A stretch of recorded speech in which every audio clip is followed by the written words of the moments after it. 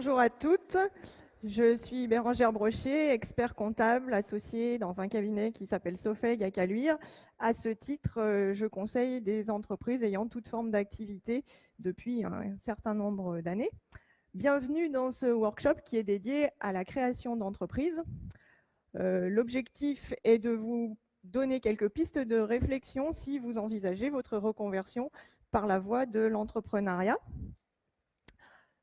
Alors, je vais brièvement vous présenter les étapes de la création d'entreprise et ensuite nous pourrons échanger à partir de vos questions.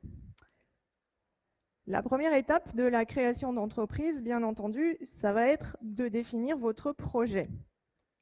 Cette étape, elle est cruciale puisque elle va permettre de faire passer votre projet du stade de concept un peu lointain à un stade d'entreprise réalisable. Il va falloir se poser un certain nombre de questions. Il y a plusieurs points à étudier. Le premier, bien entendu, est-ce que le projet est compatible avec votre situation personnelle? Alors, dans situation personnelle, j'entends tout d'abord, est-ce que vous avez la compétence pour mener à bien le projet? Est-ce qu'il va falloir acquérir des compétences particulières? Il y a quelques métiers pour lesquels on ne peut pas trop improviser et donc il faudra peut-être anticiper d'avoir une petite formation complémentaire. Éventuellement s'assurer que la situation familiale va être compatible aussi avec une activité pro qui engage un peu en tant que chef d'entreprise, et puis vérifier que la situation patrimoniale ne pose pas de problème par rapport à une situation de chef d'entreprise. Ensuite, une fois qu'on a regardé ça, la deuxième question à se poser, et là on est sur le cœur du sujet, c'est quelle est la nature du projet. À cette étape, le but c'est de rassembler le plus d'informations possible sur votre projet, donc sur le marché potentiel, sur les tarifs applicables, sur les locaux exploitables. Là, vraiment, c'est ramasser une masse d'informations pour qu'ensuite on puisse construire le projet et définir la suite des étapes. Et puis, bien entendu, à cette étape-là aussi, il faut se renseigner sur la réglementation qui peut s'appliquer en cas d'activité un peu particulière. Et enfin, dernier point, quelle est la forme du projet? Puisque dans la création d'entreprise au sens large, on inclut la création où l'on part de rien, mais aussi les rachats de fonds de commerce ou de parts sociales, où là, on continue à exploiter une activité déjà existante. Donc, une fois qu'on a pu valider toutes ces étapes et définir les objectifs et les moyens nécessaires à la création d'entreprise, on va pouvoir s'interroger sur le choix de la structure la plus appropriée à votre projet. En résumé, deux possibilités, soit vous allez partir sur une entreprise individuelle, soit sur une société. L'entreprise individuelle, c'est la forme la plus simple, la plus rapide à mettre en œuvre, et elle est adaptée au projet dans lequel le chef d'entreprise est seul. Attention, quand même, l'entreprise individuelle a un défaut majeur, c'est que le chef d'entreprise a une responsabilité illimitée, sauf s'il a opté pour l'entreprise individuelle à responsabilité limitée ou s'il a déclaré une insaisissabilité sur ses biens personnels. Fiscalement, l'entreprise individuelle recouvre beaucoup de choses, puisque en tant qu'entrepreneur individuel, vous pourrez être fiscalement régime auto-entrepreneur, micro-entrepreneur, qui sont des régimes forfaitaires, ou alors en régime réel, que ce soit en bénéfices industriels commerciaux ou non commerciaux. Et socialement, l'entrepreneur est travailleur non salarié. Pour les projets qui seraient un peu plus consistants ou dans lesquels vous souhaiteriez être plusieurs associés, on va passer sur les formes sociétales.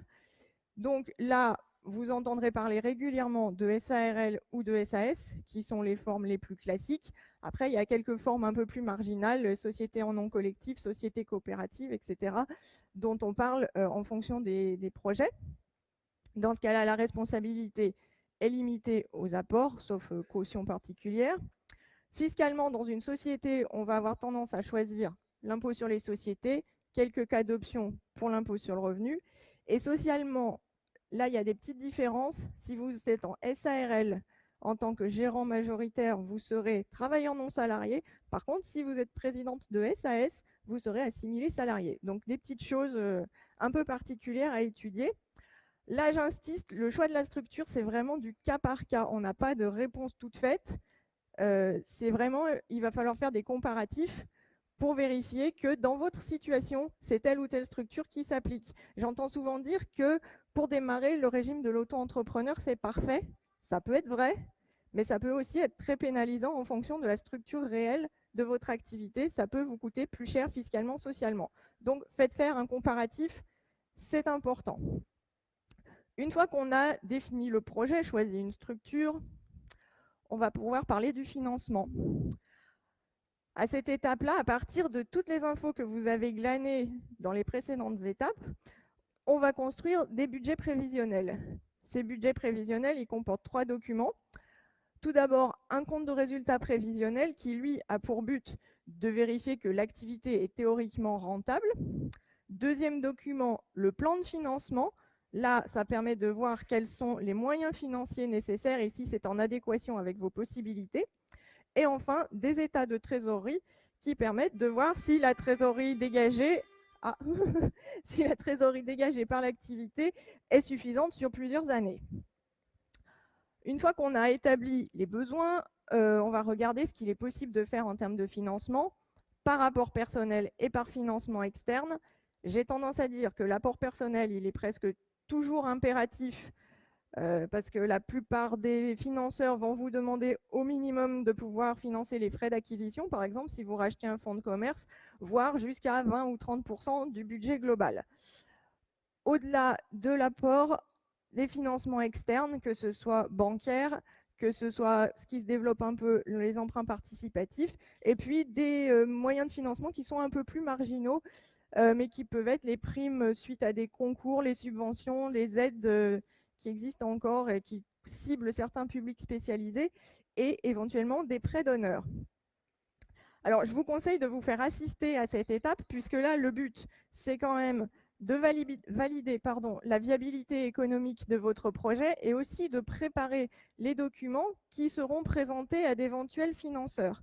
Donc là, on rentre sur une partie un peu plus technique. Je vous conseille de vous faire assister. À ce stade, quand on aura des accords de principe, on va dire, sur le financement, on va pouvoir commencer à rentrer vraiment sur la création d'entreprise avec l'immatriculation de votre structure.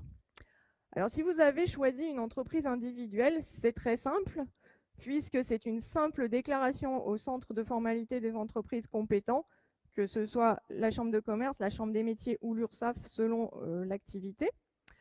Et donc là, c'est très simple et le coût est ridicule. Par contre, si vous avez opté pour la mise en place d'une société, c'est un peu plus complexe. Et là encore, je conseille aux gens qui se lancent d'avoir recours à quelqu'un dont le métier est juridique, puisqu'il va falloir rédiger des statuts, déposer un capital sur un compte dédié à cet effet, réaliser des tas de publicités légales et enfin un certain nombre de formalités auprès des greffes. Donc, pour que tout se passe bien, c'est conseillé de se faire assister. Une fois que les formalités sont effectuées, l'entreprise obtient son numéro d'immatriculation qui le suivra pour toute sa vie et qui sert de référence pour tous les organismes sociaux et pour les impôts. À l'issue de cette étape, votre entreprise a une existence officielle, elle est reconnue et elle va pouvoir passer dans sa première année d'activité. Alors, la première année d'activité, là, tout est nouveau. Beaucoup de choses, puisqu'il va falloir gérer votre activité qui commence tout juste et aussi apprendre un certain nombre de choses. Gérer l'activité au quotidien, ça va être lancer les premières actions commerciales, la publicité, tout ça, tout en gérant votre partie métier. Et puis une chose qui est assez importante, c'est d'apprendre rapidement à gérer votre trésorerie pour anticiper les difficultés. Ce qu'il faut savoir, c'est que la première année, au tout début, vous risquez d'avoir à payer toutes vos charges fixes, le loyer, tout ça par exemple, mais par contre de ne toujours pas avoir de rentrée d'argent. Donc c'est logique, mais par contre il faut l'anticiper, il faut avoir soit mis un apport suffisant, soit si ça se décale un peu dans le temps, anticiper, aller voir le banquier pour éventuellement négocier une ligne de crédit temporaire. L'autre particularité de la première année, c'est qu'il va falloir se familiariser avec les nouvelles obligations comptables, fiscales, sociales.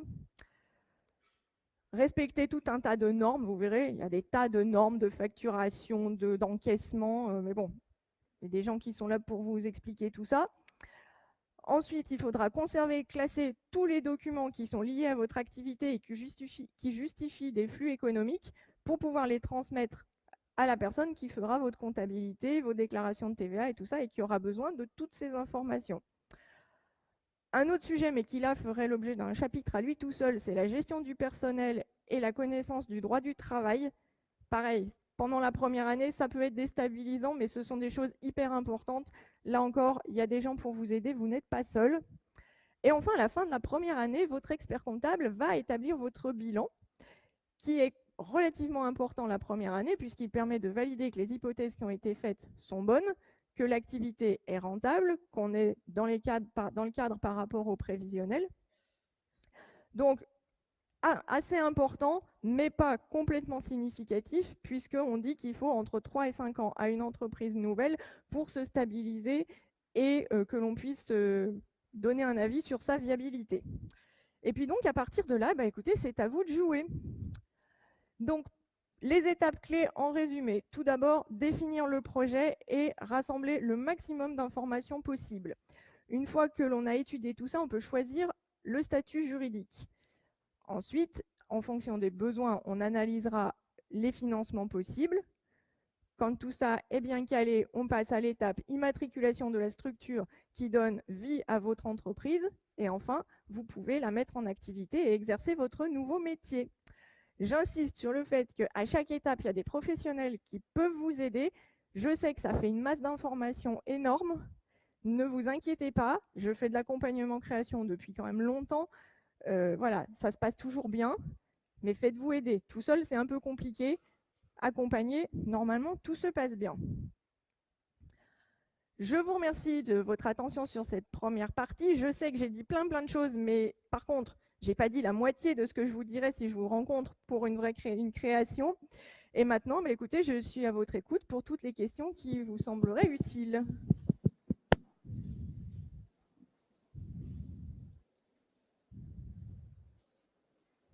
Je vous ai fait peur avec la création d'entreprise. Oui. D'accord, merci. Alors moi, c'était juste précision par rapport à deux termes. Vous avez parlé de micro-entreprise et d'auto-entreprise. Moi, je croyais qu'on parlait avant de l'auto-entrepreneur et qu'aujourd'hui, on parle des micro-entrepreneurs, que c'était la même chose. Donc, je voulais avoir une précision par rapport à ça. Alors, le terme générique est micro-entreprise, effectivement, depuis quelques mois. Par contre, ça recouvre deux réalités distinctes au point de vue fiscal. Régime auto-entreprise, sur lequel vous allez cotiser entre 20 et 25% de votre chiffre d'affaires au titre des cotisations sociales et des impôts, et le régime de la micro-entreprise, dans lequel votre chiffre d'affaires est intégré à votre impôt sur le revenu après application d'un abattement forfaitaire en fonction de l'activité. Donc effectivement, depuis quelques mois, on ne parle plus que de micro-entreprise, mais quand même deux réalités distinctes fiscalement. Et la deuxième, c'était concernant plan de financement, état de trésorerie. Moi, j'entends souvent parler de plan de trésorerie. Du coup, le plan de trésorerie, ça serait quoi par rapport à ces deux? Alors, le plan de trésorerie, dans ce qui doit vous être dit, c'est de vérifier l'adéquation entre les moyens et les besoins. Mais du coup, c'est ni le plan de financement, ni l'état de trésorerie. Le plan de financement, il ressemble étrangement. Après, nous, on distingue, si vous voulez, on fait un budget de trésorerie sur plusieurs années avec les flux entrants-sortants pour vérifier que sur une longue période, les besoins sont couverts par les moyens. Le plan de financement, c'est au moment où vous créez votre entreprise qu'on vérifie l'adéquation besoins-moyens. D'accord. Merci. Excusez-moi. Je voulais savoir les forces et les faiblesses de justement ce statut d'auto-entrepreneur, micro-entreprise, parce que vous avez un petit peu évoqué, mais… Alors, ce qu'il faut savoir, c'est que micro et auto-entreprise, du point de vue fiscal, ce sont des régimes forfaitaires. Donc, dans un cas, on cotise X% des recettes, et dans l'autre cas, on paye des impôts sur le chiffre d'affaires moins un abattement. Mais ça ne tient en aucun cas en compte de vos dépenses réelles. Donc, je pourrais vous citer des tas de cas où c'était le bon régime, et puis plein d'autres cas où, par contre, une fois qu'on a réellement calculé la rentabilité de l'entreprise, on se rend compte que le chef d'entreprise est amené à payer des cotisations et des impôts sur un revenu qu'il n'a pas du tout. Alors que s'il était en régime réel, on se rendrait compte que peut-être même il est en déficit sur son activité. Et l'autre faiblesse que je trouve, c'est que justement, il n'y a pas d'obligation d'avoir une comptabilité. Et malheureusement, à ce jour, il n'y a encore que la comptabilité qui permet de vérifier qu'une entreprise est rentable. Donc, c'est un peu de la navigation à vue. Dans certains cas, ça pose aucun souci. D'autres fois, ça mérite qu'on se repose la question.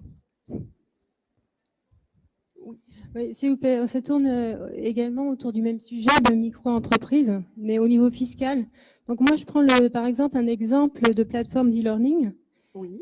Quel statut juridique vous lui donnerez? Est-ce micro-entreprise, auto-entrepreneur?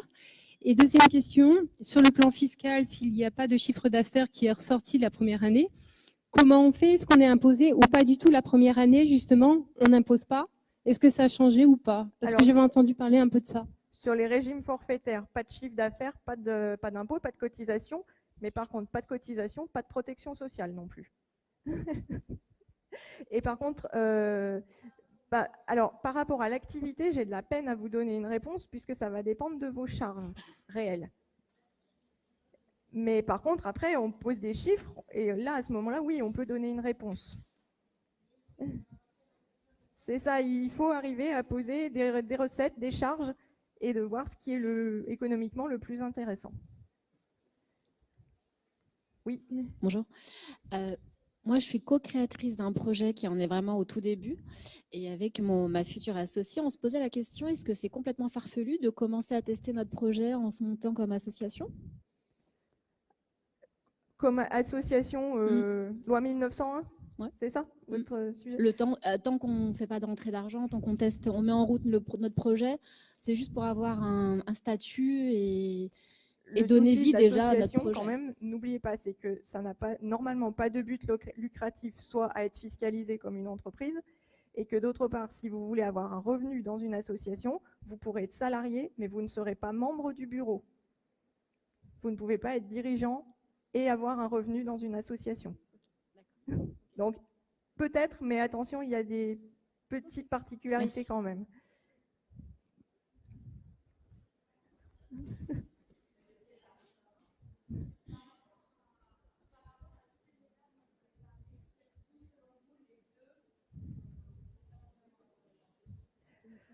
La définition du projet, puisque là c'est crucial, c'est de toutes les informations que vous aurez eues à ce moment-là que tout va se faire. Et alors, le choix de la structure est important. Dans la plupart des cas, c'est quelque chose qui peut se rectifier par la suite. Normalement, la plupart des statuts sont évolutifs. Mais bon, autant choisir le bon statut tout de suite quand même. Ma question est, quand on crée une entreprise, on part d'une envie. Oui. Et du coup, pour qu'elle devienne réalité, il y a pas mal d'étapes que vous avez décrites, mais qui sont fastidieuses, chronophages. Et ma question, c'est du coup, financièrement, elles sont aussi, les conseils sont souvent à payer. Donc, qu'est-ce que vous nous conseillez là-dessus? Comment se positionne votre cabinet? Ou en gros, comment ne pas avancer trop de billes financières pour se rendre compte que de toute façon, ce n'était qu'un rêve et qu'on ne vivra pas de notre projet? Alors, la plupart des cabinets jouent le jeu de la création d'entreprise, c'est le cas d'une autre. Les premiers rendez-vous, généralement, sont gratuits, c'est du conseil pur. On est là aussi pour faire du service. À partir du moment où vous avez besoin d'un budget prévisionnel un peu sérieux à présenter, on commence à facturer. Après, je ne vais pas m'engager pour mes confrères, donc je ne vais pas vous parler de prix. Par contre, si vous voulez venir me voir tout à l'heure sur le salon, on peut en discuter un peu plus précisément. Merci.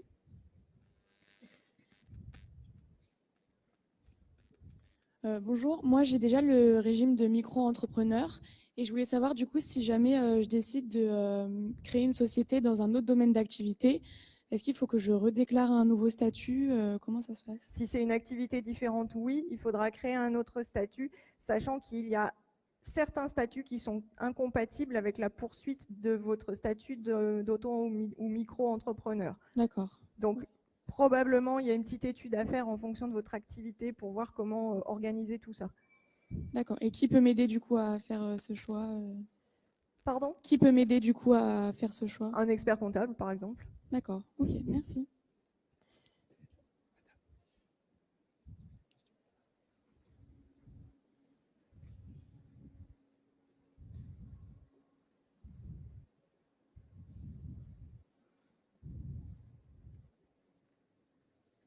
S'il n'y a plus de questions, en conclusion, je sais que ça peut faire peur. Je vous rassure, tous ceux qui ont tenté l'aventure, pour la plupart, se trouvent très heureux d'avoir franchi le pas de devenir leur propre employeur. Tout n'est pas toujours facile, évidemment, ça se saurait, mais faites-vous accompagner et en principe, tout se passe très bien. Je vous en prie.